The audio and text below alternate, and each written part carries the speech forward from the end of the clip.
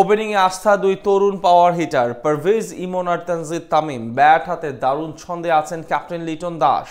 একইভাবে ফর্মের তুঙ্গে মুস্তাফিজ। তাদের নিয়ে এখন সাজানো হচ্ছে পরিকল্পনা। এশিয়া কাপে হতে পারে বড় বাজিমাত।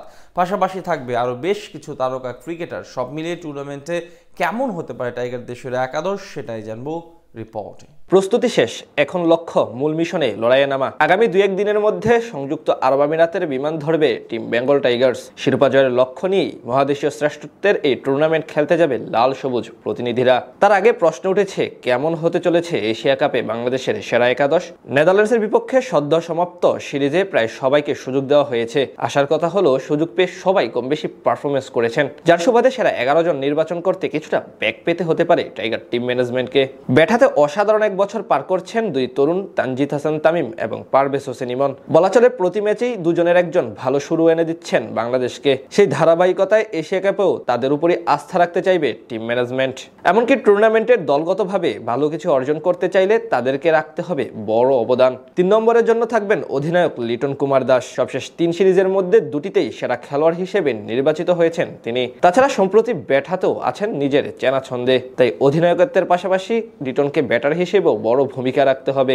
মিডল অর্ডার নিয়ে এখন অনেকটাই মধুর সমস্যায় বাংলাদেশ। সেখানে আপাতত প্রথম ম্যাচে টিকে যেতে পারেন প্রত্যাবর্তন করা সাইফ হাসান। ডাচদের বিপক্ষে 3 ম্যাচে মোটামুটি উজ্জ্বল ছিলেন এই ডানহাতি অলরাউন্ডার। মূলত পার্ট টাইম স্পিনার হিসেবে কাজে লাগানোর জন্য সাইফের উপর আস্থা রাখতে পারে টিম ম্যানেজমেন্ট। তবে একাদশ থেকে বাদ পড়তে পারেন তাওহিদ হৃদয়। ব্যাট হাতে দীর্ঘদিন ধরেই স্ট্রাগল করছেন তিনি, তাই তার পরিবর্তে জায়গা পেতে পারেন আরেক বাহাতি ব্যাটার শামীম হোসেন পাটোয়ারি। যদিও সবশেষ সিরিজে 2 ম্যাচে ডাগ আউটে ছিলেন তিনি। তাদের সঙ্গে ফিনিশার হিসেবে দেখা যাবে জাকের আলী অনিককে। বর্তমানে টি-20 দলের সবচেয়ে ধারাবাহিক সদস্য এই ব্যাটার। শেষ দিকে ব্যাট হাতে একাই গড়ে দিতে পারেন বড় ব্যবধান। তাই জাকের হতে পারেন টুর্নামেন্টে টাইগারদের ট্রাম্প কার্ড। স্পিন বিভাগের নেতৃত্বে থাকবেন সহ অধিনায়ক শেখ মাহাদি হাসান।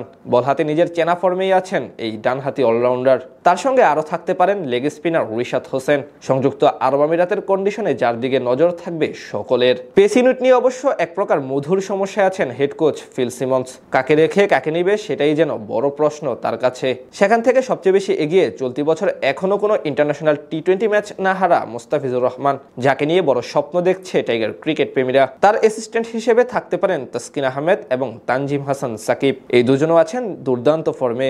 সব মিলিয়ে বলা চলে এশিয়া কাপে বেশ ভারসাম্যপূর্ণ একাদশ নিয়ে মাঠে নামবে লাল সবুজ প্রতিনিধিরা, যেটা টুর্নামেন্ট জয়েরও সামর্থ্য রাখে। প্রস্তুতি শেষ, এখন লক্ষ্য মূল মিশনে লড়াইয়ে নামা। আগামী 2-1 দিনের মধ্যে সংযুক্ত আরব আমিরাতের বিমান ধরবে টিম বেঙ্গল টাইগার্স। শিরোপা জয়ের লক্ষ্য নিয়েই মহাদেশীয় শ্রেষ্ঠত্বের এই টুর্নামেন্ট খেলতে যাবে লাল সবুজ প্রতিনিধিরা।